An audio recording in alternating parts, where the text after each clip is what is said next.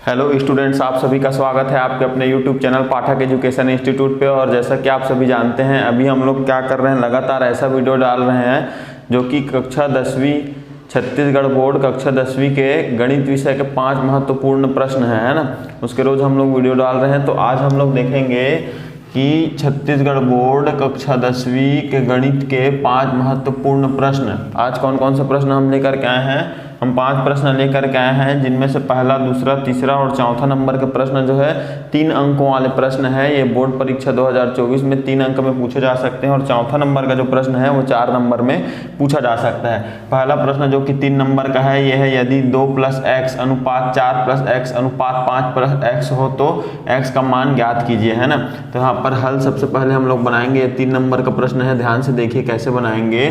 तो यहाँ पर क्या दिया गया है? सबसे पहले दिया गया है, क्या दिया गया है? हम लोग को दिया गया है अनुपात, है ना। 3 अनुपात दिए गए हैं ना, 2 + x अनुपात 4 + x अनुपात 5 + x, है ना। तो हम लोग को क्या ज्ञात करना है? ज्ञात करना है क्या ज्ञात करना है? x का मान, है ना। x का मान ज्ञात करना है, ठीक है। तो सबसे पहले लेते हैं 2 + x अनुपात 4 + x रेशियो 5 + x, ये हो गया, ठीक। अब इसको कैसे लिख सकते हैं अपन? ये बटे ये और ये बटे ये दोनों इक्वल होगा ना। 2 + x / 4 + x equal to 4 + x / 5 + x, इसको ऐसे लिखते हैं, ठीक है। अब ये क्या हो जाएगा? ये जो 2 + x है ना, ठीक है। ये जो भाग में है 5 + x पक्षांतर होकर किस में आ जाएगा? गुणे में आ जाएगा। और ये 4 + x है और ये भाग में जो है पक्षांतर होकर 4 + x गुणे में आ जाएगा, ठीक है। तो इस प्रकार से देखिए कैसे बनेगा। 2 का गुणा करेंगे 5 + x के साथ पहले, फिर क्या करेंगे? प्लस x का गुणा करेंगे 5 + x के साथ, ठीक। इक्वल टू, देखो ये a + b और a + b वाला फॉर्मूला लगेगा इसमें। तो क्या होता है? a + b a² यहाँ a की जगह 4 है, 4² + 2, a की जगह क्या? 4, b की जगह x, a² + 2ab + b², b की जगह x है तो x², ठीक है। ऐसे यहाँ पर हम लोग लिख लेते हैं जो फॉर्मूला अपन लगाए हैं, a + b × a + b equal to क्या आ जाएगा? a² + 2ab + b², ये फॉर्मूला अपन अप्लाई किए हैं, ठीक है। अब यहाँ पर देखिए ये क्या होगा? 2 और 5 का गुणा 2 × 5 = 10x है, 10, 2 × 5 = 10 + 2 और x का गुणा 2x, है ना। और 5 और x का गुणा 5x और x और x का गुणा x² बराबर, देखो 4 का स्क्वायर मतलब 4 को 2 बार गुणा करेंगे, है ना। 4 को 2 बार गुणा करेंगे, 4 चौके क्या हो जाएगा? 16 हो जाएगा, ठीक है। ये और प्लस ये क्या हो जाएगा? 2 चौके 8 और x का गुणा 8x, वैसे x का स्क्वायर है ना, ये x का स्क्वायर। देखो अब ये जो है क्या हो जाएगा? 10, ठीक। +16 है, पक्षांतर होकर -16 हो जाएगा, ठीक। और ये 2x + 5x इधर कितना हो गया? 7x हो गया, ठीक है। +8x पक्षांतर होकर -8x हो जाएगा, ठीक है। और x² उधर बचा, ये वाला जो +x² है उसको पक्षांतर करके ले जाते हैं तो -x² हो जाएगा, +x²। तो यहाँ पर 10 - 16, एक प्लस में है एक माइनस में है, घटेगा 16 में 10 घटेगा 6 आएगा, बड़ी संख्या 16 इसका चिन्ह माइनस तो माइनस में आएगा, ठीक है। प्लस यहाँ पर भी देखो प्लस माइनस तो माइनस होगा, है ना। 8 में 7 घटेगा, एक x बचेगा, बड़ी संख्या 8 है तो उसका चिन्ह लगेगा माइनस, ठीक है। बराबर ये x² में x² घटा 0, सेम में सेम घटता है 0 हो जाता है ना, ठीक है। -6 अब -x पक्षांतर हो गया +x, तो -6 0 + x हो गया x, है ना। तो x का मान हम लोग को निकालना था, तो x का मान क्या होगा? अतः x का मान -6 है। इस प्रकार से ये बनेगा, ठीक है। इस प्रकार से ये बनेगा। तो ये 3 नंबर का प्रश्न आ सकता है 2024 10वीं बोर्ड के परीक्षा में गणित विषय में। अब देखते हैं दूसरा प्रश्न, ठीक है।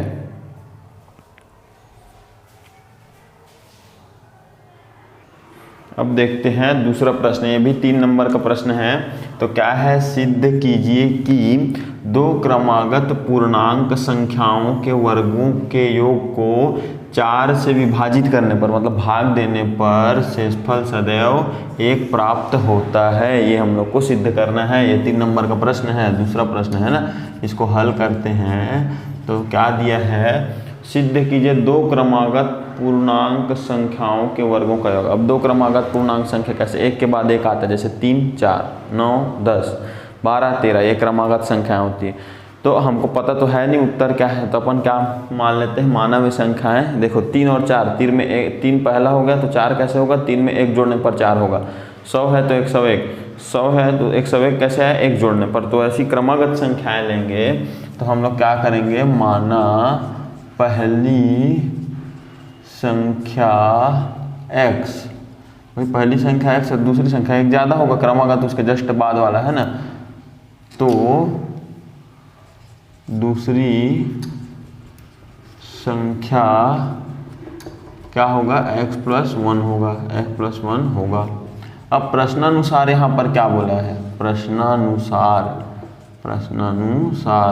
प्रश्न के अनुसार क्या बोला गया है कि दो क्रमागत पूर्णांक संख्याओं के वर्गों, मतलब इन दोनों का वर्ग करेंगे, स्क्वायर है ना, x² और x + 1 का स्क्वायर, वर्गों के योग मतलब जोड़ना, दोनों को जोड़ने पर, है ना, दोनों को जोड़ने पर, ठीक है। 4 से विभाजित करने पर, इसको 4 से विभाजित करेंगे और इसको, ठीक है, 4 से विभाजित करने पर शेषफल सदैव क्या होता है, 1 प्राप्त होता है, 4 से विभाजित करने पर, ठीक है। तो अपन सबसे पहले इसको क्या कर लेते हैं भाई, ये तो क्या बोलते हैं, इसको सॉल्व कर लेते हैं, x² और यहाँ पर a + b का स्क्वायर वाला फार्मूला लगेगा। तो a की जगह x है, a² + 2ab, 2a की जगह x, b की जगह 1 और b का स्क्वायर मतलब 1 का स्क्वायर, तो a² + 2ab + b² लगा ना। तो कौन सा फार्मूला लगा है, a + b का स्क्वायर = a² + 2ab + b², ऐसे लिखेंगे यहाँ पर, ठीक है। तो अब ये क्या हो गया, x² + x² क्या हो गया, 2x² हो गया, है ना। और ये 2 और x का गुणा 2x, 2x से कम 2x, 1 को 2 बार गुणा करेंगे, तो 1 को 2 बार गुणा करेंगे, 1 एकम क्या आएगा, 1 एकम 1 ही आएगा ना, तो +1, ठीक है। तो ये हो गया। अब ये बहुपद हम लोग को प्राप्त हो गया। हम लोग इसको क्या कर देते हैं, ऐसा लिख लेते हैं, px = ये वो बहुपद हम लोग को प्राप्त हो गया। अब क्या सिद्ध करना है कि इसको 4 से भाग देने पर, 4 से विभाजित करने पर शेषफल सदैव 1 प्राप्त होगा, ये सिद्ध करना है।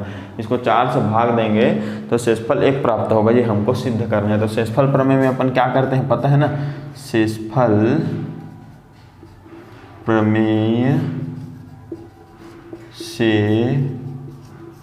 बहुपद को 4 से भाग देने पर शेषफल, 4 से भाग देना है अपने को, तो शेषफल 1 है, ये सिद्ध करना है। तो शेषफल प्रमेय में क्या कर देंगे, 4 रख देंगे x के जगह, भाई ये किसका फलन है, x का ही तो फलन है, तो x के जगह क्या रख देंगे, 4p4 = तो ये शेषफल निकल जाएगा हमारा, है ना। 2x के जगह क्या हो जाएगा, 4 का स्क्वायर, है ना, 2x के जगह 4 का स्क्वायर + 2x के जगह 4 + 1, ठीक है। तो यहाँ पर देखो p4 = क्या आएगा यहाँ पर 2, है ना। 4 का स्क्वायर मतलब क्या हो जाएगा, 4 को 2 बार गुणा करेंगे, 4 को क्या करेंगे, 2 बार गुणा करेंगे, घात 2 है तो 4 चौके 16, 16 आ जाएगा, ठीक है। तो ये 16 + 2 चौके 8 + 1, ठीक है। तो p4 = क्या हो जाएगा, 16 दूनी क्या होता है, 32, 32 + 8 + 1, है ना। तो यहाँ पर p4 = 32 + 8 क्या हो जाएगा, 40, 40 + 1 41, ठीक है, 41। अब 41 को 4 से भाग देंगे, है ना, 41 को 4 से भाग देंगे तो शेषफल क्या आएगा, 41 को 4 से भाग देंगे, है ना, 41 को 4 से भाग देने पर क्या आएगा, 41/4 बराबर क्या आएगा, भागफल क्या आ जाएगा, 4 × 40 10 आ जाएगा, और शेषफल क्या आ जाएगा, 1, 41 है ना, तो शेषफल 1 आ जाएगा, है ना। तो सिद्ध हो गया ना कि क्या होता है कि दो क्रमागत पूर्णांक संख्याओं के वर्गों के योग को 4 से विभाजित करने पर शेषफल सदैव 1 प्राप्त होता है। हम लोग को भी शेषफल 1 प्राप्त हुआ है, तो ये क्या हो गया, सिद्ध हुआ, सिद्ध हो गया। इस प्रकार से अपन बनाएंगे, सिद्ध हुआ। ठीक है, इस प्रकार से ये बनेगा। ये 3 नंबर का प्रश्न था। अब देखते हैं नेक्स्ट क्वेश्चन, तीसरा नंबर का प्रश्न। ठीक,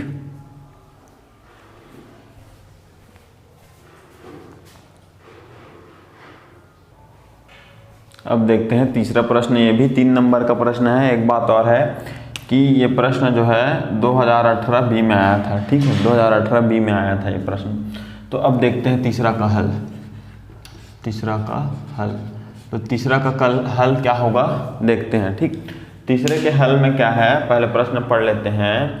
यदि बेलन का व्यास 10 सेंटीमीटर तथा ऊंचाई 7 सेंटीमीटर हो तो बेलन का आयतन ज्ञात कीजिए।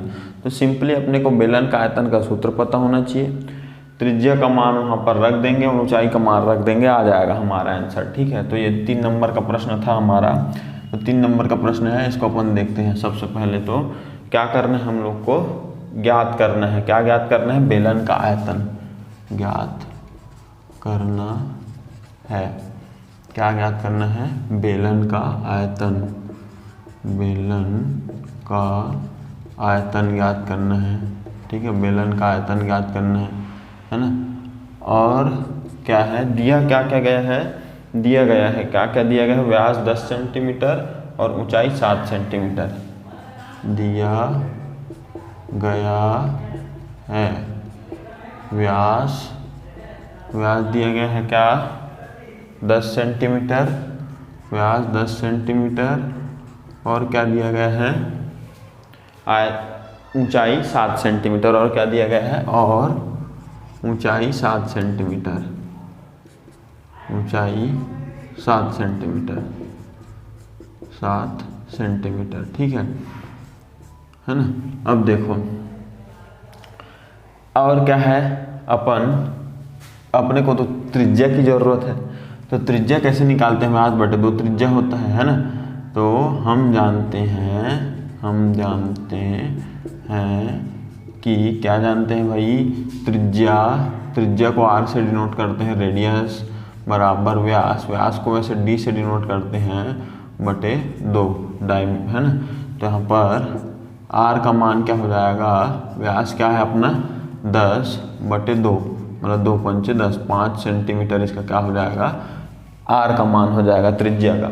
अपने क्या निकालना है, आयतन ज्ञात करना है, बेलन का आयतन, है ना।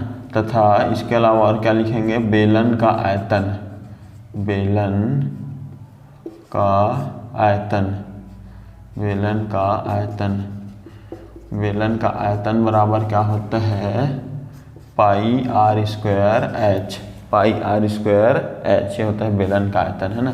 हम लोग यहाँ पर बेलन का डायग्राम बना देंगे।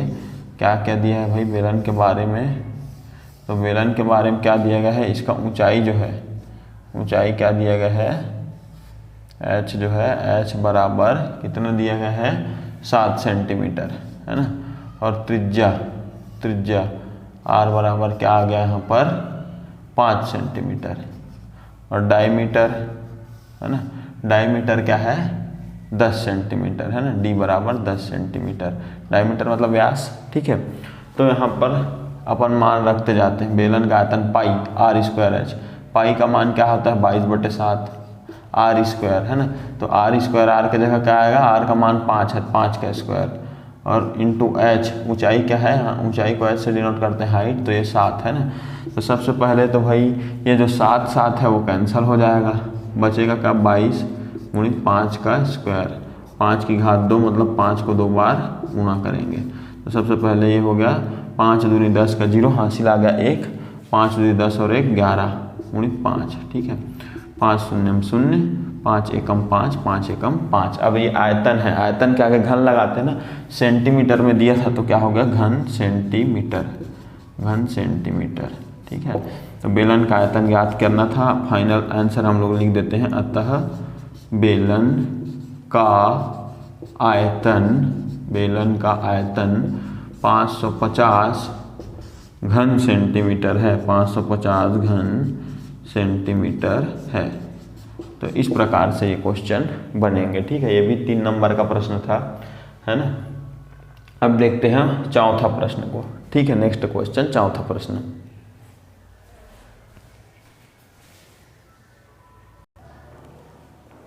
अब देखते हैं चौथा प्रश्न, ये भी 3 नंबर का प्रश्न है। तो चौथा प्रश्न क्या दिया है, वर्ग समीकरण 9x² - 3x - 2 = 0 के मूल गुणनखंड करके ज्ञात कीजिए। गुणनखंड करके इसका मूल हम लोग निकालेंगे। ठीक है, तो हल। ठीक है, सबसे पहले क्या करना है, जो दिया गया वर्ग समीकरण है उसको लिखेंगे। दिया गया वर्ग समीकरण, दिया गया वर्ग समीकरण क्या है, दिया गया वर्ग समीकरण 9x² - 3x - 2, 9x² - 3x - 2 = 0, ये दिया गया है। ठीक, अब इसका अपन गुणनखंडन करेंगे। ठीक है, मध्य पद तोड़ के गुणनखंडन। तो मध्य पद तोड़कर गुणनखंडन करने के लिए क्या करते हैं, जो x² का मल्टीपल रहता है गुणक, और जो लास्ट में x की घात 0 का गुणक रहता है उसको क्या करते हैं, गुणा करते हैं। तो 9 और -2 का गुणा क्या हो जाएगा, 9 और -2 का गुणा क्या होगा, प्लस माइनस का गुणा माइनस, 9 दूनी 18 - 18 होगा गुणा। और बीच की संख्या देखते हैं, मध्य पद तोड़ना है -3, उसको देखते हैं -3। तो अब ऐसी संख्या खोजेंगे जिसको गुणा करने पर -18 आए, जोड़े या घटाए तो -3 आए।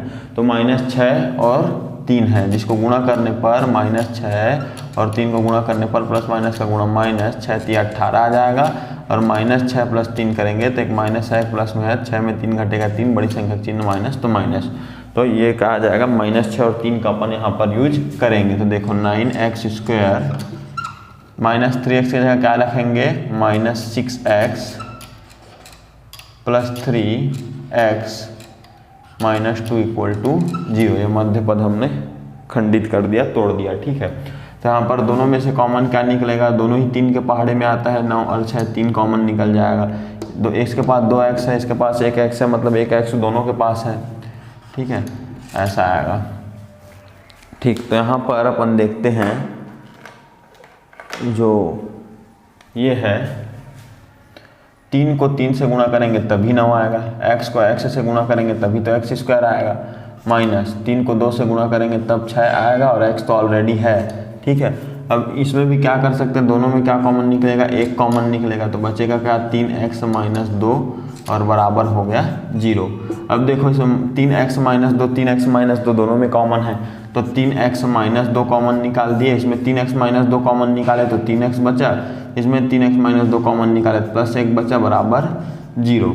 ठीक है, अब दोनों के गुणों से 0 हो रहा है, तो मतलब कोई एक 0 है, तो अपन क्या कर लेते हैं, 3x - 2 बराबर 0 या 3x + 1 बराबर 0, ऐसा कर लेते हैं। ठीक, अब -2 जो है पक्षांतर होकर क्या हो जाएगा, +2 हो जाएगा, अब +1 पक्षांतर होकर क्या हो जाएगा, -1 हो जाएगा। 3x 0 में 2 जोड़े 2 आएगा। ठीक है, 3x बराबर, एक प्लस में एक माइनस में घटेगा, एक में 0 घटेगा, एक बड़ी संख्या 1 है उसका चिन्ह माइनस, तो -1 है ना। अब यहाँ पर 3 गुणे में है, भाग में आ जाएगा, वहाँ पर भी 3 गुणे में भाग में आ जाएगा। तो x के मान क्या क्या है, 2/3 और -1/3, यही क्या है, मूल है ना। तो अतः मूल कौन कौन से हैं, अतः मूल 2/3 और -1/3 है, 2/3 और -1/3 है। इस प्रकार से ये बनेगा। ठीक है, अब देखते हैं हमारा आज का जो अंतिम प्रश्न, जो कि क्या है, 4 नंबर का प्रश्न है। ठीक है, तो देखते हैं 5वां प्रश्न को।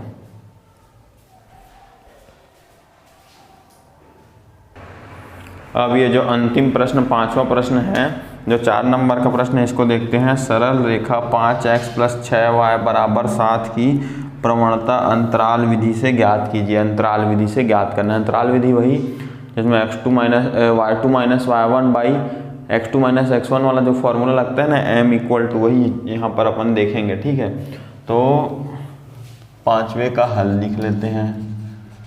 ठीक, अब क्या दिया गया है अपने, सबसे पहले सरल रेखा का फॉर्मूला दिया गया है। ठीक है, सरल दिया गया है, लिख लेते हैं। ठीक, दिया गया है। क्या दिया गया है? सरल रेखा। सरल रेखा क्या है भाई? सरल रेखा। सरल रेखा है 5x + 6y = 7। 5x + 6y = 7, समीकरण 1। ठीक, तो अब क्या करते हैं, सबसे पहले इसमें x का मान रख देते हैं। x का मान 1, x = 1 रखने पर, x = 1 रखेंगे तो क्या होगा देखते हैं। 5, x की जगह 1 + 6y = 7। 5 एकम 5 + 6y = 7, प्लस 5 पक्षांतर होके -5। 6y बराबर, एक प्लस में एक माइनस में घटेगा, 7 में 5 घटेगा, 2 आएगा। बड़ी संख्या का चिन्ह प्लस है तो प्लस ही रहेगा। ठीक है, अब यहाँ पर प्लस 6 गुणे में भाग में आ जाएगा। ठीक है, तो y बराबर 2 एकम 2, 2 तिया 6, तो y का मान क्या आ गया? 1/3 आ गया। तो सबसे पहले अपन x का मान 1 रखे थे, x1, और उसके बाद y का मान अपना पहला मान निकला 1/3, तो x1 y1 है। x1 क्या है? 1, y1 है ये 1/3। ठीक है, अब वैसे ही x = 2 रख के देखते हैं, है ना। x = 2 रखने पर, x = 2 रखने पर, 2 रख करके देखते हैं तो 5x की जगह 2 + 6y = 7, 5 दूने 10 + 6y = 7, प्लस 10 पक्षांतर होके -10, 7 - 10। ठीक है, 6y बराबर, ठीक, 6y बराबर 7 - 10, एक प्लस में एक माइनस में घटेगा, 7 में 10 घटेगा, 3 आएगा। बड़ी संख्या 10 है, उसका चिन्ह माइनस है तो -3। y बराबर -3, 6 गुणे में भाग में आ जाएगा। y बराबर -3 एकम 3, 3 दूनी 6, तो -1/2 आ गया। ठीक है, तो यहाँ पर देखिए क्या हो गया, x2, दूसरे बार x का मान रखे तो दूसरे बार y का मान भी निकला। x2 का मान क्या रखे थे अपन? 2, है ना, और मान क्या निकला हमारा? -1/2, -1/2। ठीक है, -1/2, 2 -1/2। अब हम लोग को अंतराल विधि से निकालना है। अंतराल विधि से कैसे निकालते हैं, क्या बोलते हैं अपन, इसका मान, प्रवणता का मान क्या निकालते हैं? प्रवणता को m से प्रदर्शित करते हैं, टेंजेंट tan थीटा भी लिखते हैं ना। m = क्या? y2 - y1/x2 - x1, है ना। तो यहाँ पर m = y2 का मान रख देते हैं। y2 का मान क्या है यहाँ पर? -1/2, माइनस y1 का मान क्या है? देखो y1 का मान है 1/3 बाई x2, x2 का मान क्या है अपना? 2, माइनस x1 का मान क्या है? 1।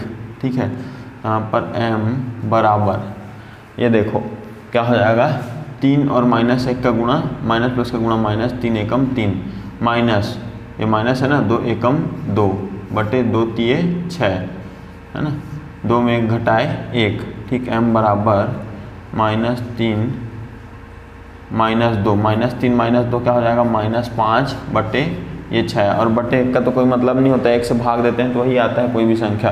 तो -5/6 m का मान है, और m ही क्या है? प्रवणता है।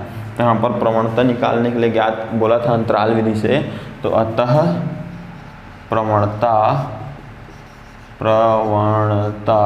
-5/6 है, -5/6 है। प्रवणता क्या है? -5/6।